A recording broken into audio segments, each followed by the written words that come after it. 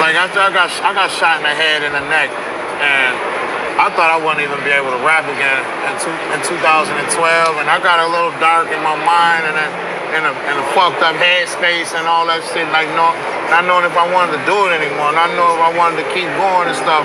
Then I watch a guy like you who, you know, respectfully, I'm sure you've been seeing both sides of the coin, of the ups and the downs, more than probably a lot of us. How you navigate through that? Like, how you push through? What gave you the resilience, the motivation to be like, nah, fuck that. This ain't the end for me. Because I realized I want to be up more than anybody in the world wants me to be down. I'm the monster. You're still the lot. Are you always gonna be? That's my security. I ain't here to bring you There's there. nothing wrong with Brian, man. There ain't nothing. No, I know that. Velocity morning, peace and blessings. I just happened to come across this short, and I thought it was like one of the perfect displays of like scorpionic activity. You know what I'm saying? Like, you know, Conway the Machine, you know what I'm saying? The young brother that y'all can see in the display right here.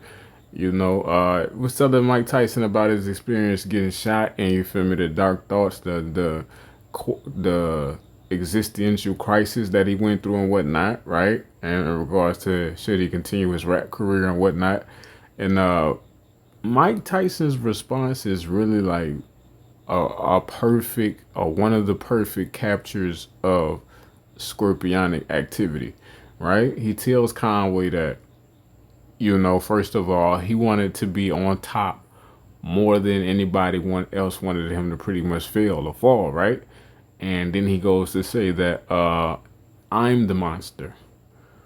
And then he goes to further reveal that way of thinking, like him being the monster, is his security, right? So first of all, we're going to get into Mike's chart, and we really going to explain this I'm the monster archetype, or why Scorpios feel like they have to become the monster or the demon or the goblin or whatever. And pretty much Mike gave niggas the sauce. Like, that's his security. That's what brings some comfort. That's what brings some stability. That's what brings some safety, being the predator. And that's really a key archetype of Scorpio, and why they can behave the way that they do or whatever. So this is Mike's birth chart, you know, from the Vedic perspective. And as you can see, he got a Scorpio moon, and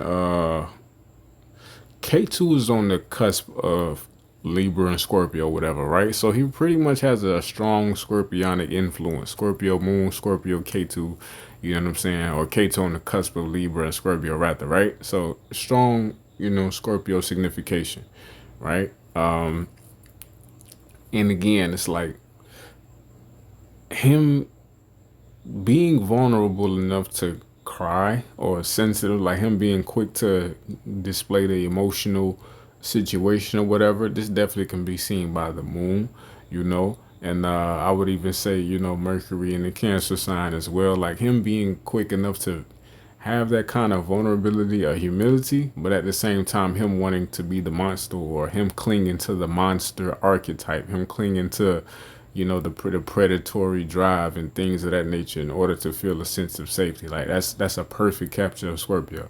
I don't even got to make this motherfucking clip too long, but I just came across that and thought that was interesting that he would you know, say that like that. Velocity.